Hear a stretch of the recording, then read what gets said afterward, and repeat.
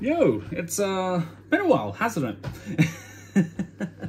So about 4.5 months ago, for my 24th birthday, I decided that I wanted to travel somewhere. And I chose to head down south to the state of Victoria for a week. Now, I honestly had a lot of fun. It was actually a really good trip, and I took a lot of photos. I was planning to do a vlog, but I just couldn't quite figure out how to do it at the time, so I scrapped the idea, decided to go with a photo montage, and just talk over those photos. So that is exactly what I'm going to be doing. So for the next 15 minutes, I'm going to share a lot of photos across my 7 days and just talk about what it is I did down south. Let's get to it, shall we? Onwards to Melbourne! So starting off with day one, it was 8 o'clock here in Brisbane by the time I left, and upon arriving in Melbourne, it was almost midday. Because of daylight savings, I would lose an hour of my time, but this wasn't too much of an issue for me. Once I got to the airport and grabbed my luggage, I boarded the Skybus towards Southern Cross Station, walked over to my accommodation, dropped my gear off, and then instantly just set off to explore for a couple of few hours. Now, if I had to describe Melbourne for first impressions, I would have to say it felt busy, bustly, lively, maybe a little chaotic, I won't lie. The reason I say that is Melbourne's transportation consists of buses, trains, and trams, and I found that the trams were very frequent. Because of where I was staying, I was within the free tram zone, so I can jump on and off at any of the stations within that zone at no cost, saving me a lot of time. Now, I spent a lot of my time just walking around, having a look at nearby locations such as Weber Bridge, which had quite the interesting design, as well as Hosier Lane.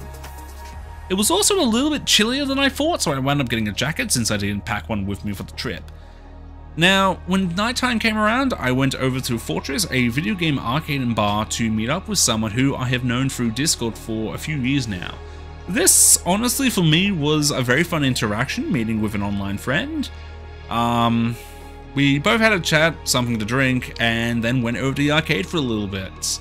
Once that was done, we both said our farewells, parted ways, and I went back to my accommodation to sleep like a log because I literally stayed up the entire night before because I am very bad at early morning wake-ups. I mean, I literally had only probably 2 hours of sleep throughout the first day, and that was on the plane.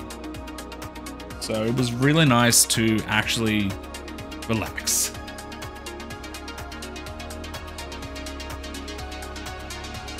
Heading into day 2, I went over to Melbourne Zoo. Now, if you were to ask me, when did you last go to a zoo? I can't answer that question. It has been too long. Like, probably at least 10 years, maybe 12 years. I literally do not remember. It was back in school, but Melbourne Zoo for me was really good. I felt like there was quite a bit to do. I spent at least 2 hours walking around looking at all the exhibits and the animals and such, and even learning a couple of things here and there. Now, Melbourne Zoo has got something that I really like, and that was walkthrough exhibits, 3 in total. I forget the first one, unfortunately, but the second and the third, being the butterfly greenhouse and the bird atrium, were honestly really good. It was a little bit busy as well, as there were numerous schools with their classes doing some studies, whether that was biology or just general studies, but it wasn't too much of an issue for me at all. And here we are, 106 years of Melbourne Zoo. But I definitely did like the walkthrough exhibits. When I was actually holding still to try and take a photo in the butterfly greenhouse, one of them, the butterflies I mean, decided to land right on my finger and in front of my camera. While it did result in a blurry image, it was honestly a fun little interaction for me.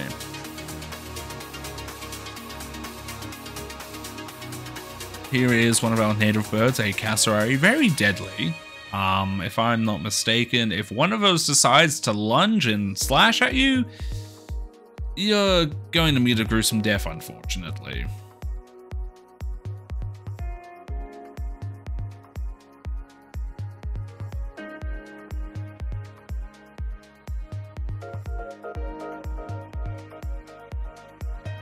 I was also surprised to see elephants and giraffes and zebras here, honestly. A very nice diversity and variety of animals. So when I was done, I went back to my accommodation, slept for a couple of hours, and then went out again because I wanted to visit one of the arcades out at High Point, which, if I remember correctly, had an open air atrium or dome, which I really liked. It was a nice aesthetic. Although I did struggle finding my way back when I was done. So heading into day 3, it was a 12 Apostles and Ocean Drive tour, my birthday.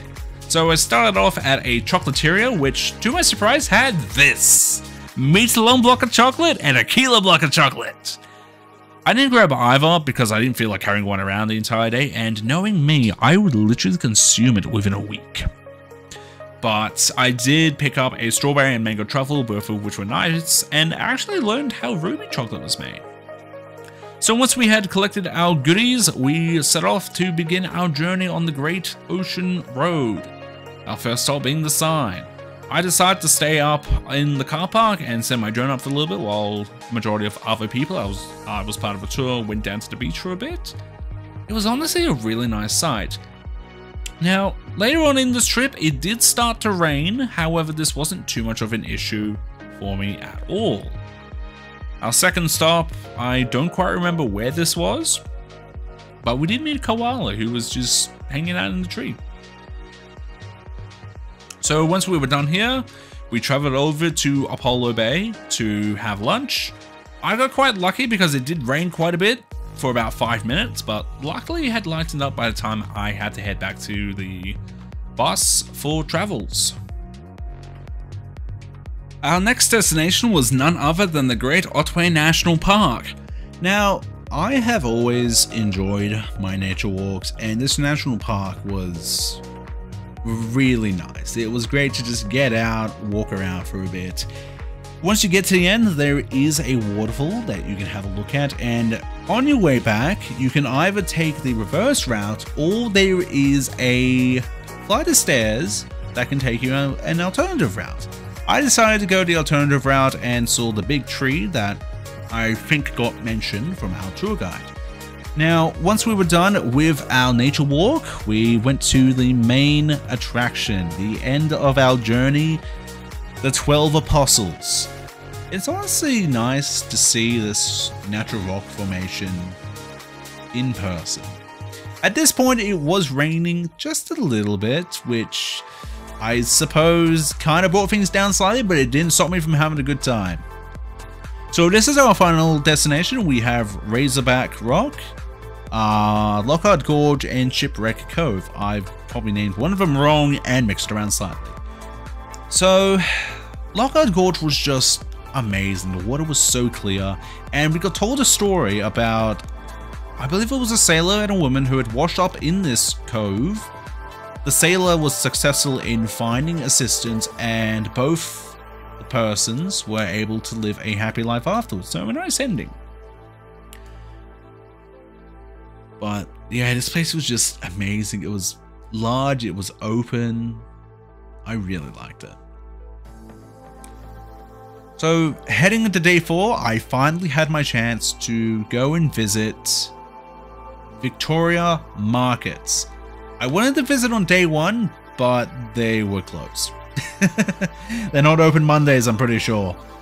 But I did find a jam donut stand, which I've been told about, and I kid you not, these were the best jam donuts I have ever had. Like, they were so good. Had a look around, bought myself a new wallet and a small satchel bag of sorts, so it's my little souvenir, I suppose. Melbourne Aquarium, I actually went and met penguins in person, so I got to go behind the scenes a little, learn a little bit about the penguins, and we got to head into the enclosure for about 10 to 15 minutes. And a couple of the cheeky little buggers did decide to steal each other's pebbles, as sneaky as they are. It's my little catch up from when I wanted to go at SeaWorld. Following up from the aquarium, I went to Melbourne Ice Bar for a mocktail. Now, this was, no pun intended, a really cool experience. The whole place is literally ice. Like, look at the bar! It's ice! It's so cool! Literally! But the next destination was the Eureka Tower, I believe it's called, or the Melbourne Sky Deck. So there's 3 experiences on this one. One downstairs, which is a virtual reality theater. The second being a zipline, but the third one, in my opinion, is the best one and worth it, Cube. Which is, of course, a cube that extends out from the building and the glass is translucent or transparent. It is a little bit of a scary experience, but it was really damn cool. After all my daytime activities, it was off to Melbourne Jail for a nighttime ghost tour, where we then learned about a very well-known bushranger by the name of Ned Kelly. Ned Kelly is known for having worn bulletproof armor and commencing a massive shootout with police, where he was eventually captured, treated for his wounds, and then executed by noose, with his famous last words being, "Such is life." Now, we did learn about how men and women were treated in the Melbourne jail, and possibly other jails. The men would receive 50 lashes on the cat o' nine tails, sometimes down to the bone. And the woman would be isolated in a room with no lights, no sound, nothing. So, driven to insanity. A very cruel way both ways, I'd say. Not pleasant at all. But, yeah. So, it was raining as well. It actually kind of sucked getting to and from because I got so soaked. But it was fine. So heading into day 5, I was traveling down to Rosebud because I had some plans for day 6 that required me to be in Rosebud. Otherwise, it just wouldn't work out. It did take me roughly half a day, but it wasn't too much of a hassle. I still had some daylight, I still had some time, so I decided to travel out west towards Sorrento, which I walked around for a fair bit. I got to visit the Millionaire's Walk, which honestly I didn't see too much. I guess I was either too dense to figure out what was special about it, or I just didn't see too much. But I did find what looked to be like a massive sandcastle, so that was pretty cool. So this is in the Sorrento area at the pier. I set my drone up for a little bit. The water is just so clear here, it was amazing. I decided to take this cheeky shot with the drone above the water by about 5 meters. Pretty cool one. It's one of my favorites actually. And there's a cruise ship right there. Just look at that water, it's so clear. But as said, I went on a walk to the Millionaire's Walk. And over in the distance, there it is. What looks like a sandcastle of sorts. Honestly, pretty cool. Don't even have that much left, really. So we're on to day 6. So for this particular day, I was heading up towards Enchanted Adventure. Now, Enchanted Adventure is very similar to Treetop Challenge down on the Gold Coast here in Brisbane. Long story short, it's an obstacle course that goes through trees and such, and for me personally, it's really fun. So to get up there, I took a cable car from Arthur's Seat Eagle Base Station all the way to the top.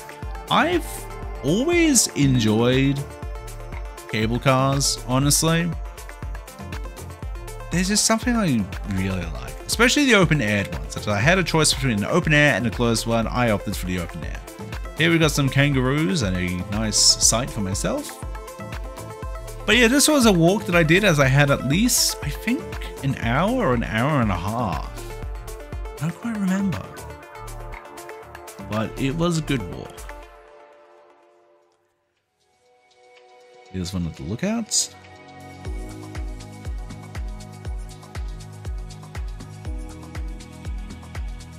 So finally heading to Enchanted Adventure, I had some time before my obstacle course climbing, and I immediately found a maze garden. So you were tasked with finding 5 of these statues and then eventually the garden in the center. Nice little challenge, I would say. So here I am on the obstacle course using the GoPro now to take my photos.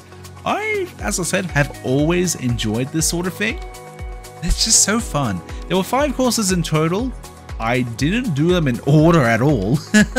And so here I am in a harness, helmet, everything. Yeah, at the end of each course there is a zip line. I only landed 2 out of 5 because I kept on spinning out of control and landing on my backside. So my back was just muddy. It was awful. It was really bad. It was good. It was fun. It was fun. A couple of mazes, a small bamboo forest, a couple of other displays. Yeah.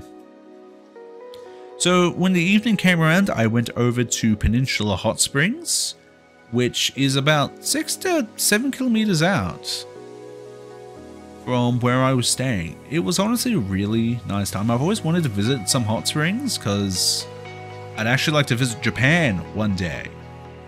I don't know if I'm going to be able to visit one of the natural hot springs because I've got tattoos on both my arms, on my sleeves, but you never know.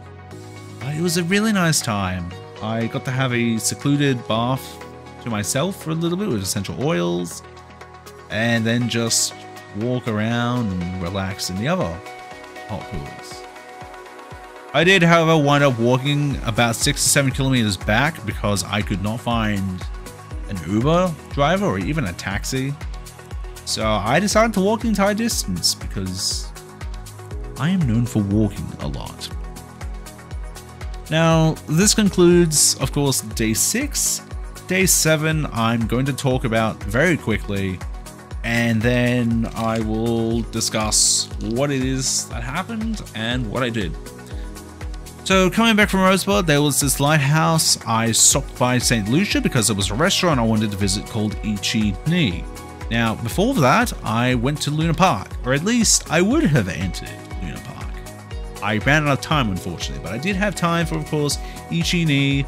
It was about $80. That's mainly because I did buy Wagyu maki rolls with takoyaki, my first time trying takoyaki, and oh my goodness, it was so good.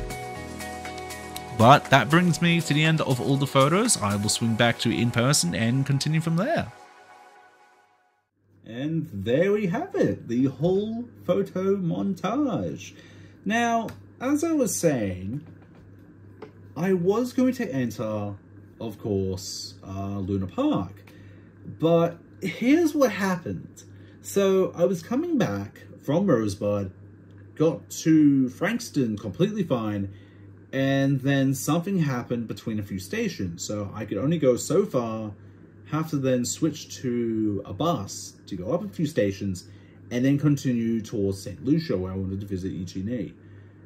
Unfortunately, this did take about an hour and consumed whatever time I wanted to use to visit Luna Park's interior. So I am a little disappointed about that, but hey, I still got to see Luna Park in person in the end, and honestly, looking back on it, trying to visit with my suitcase would have been a little awkward.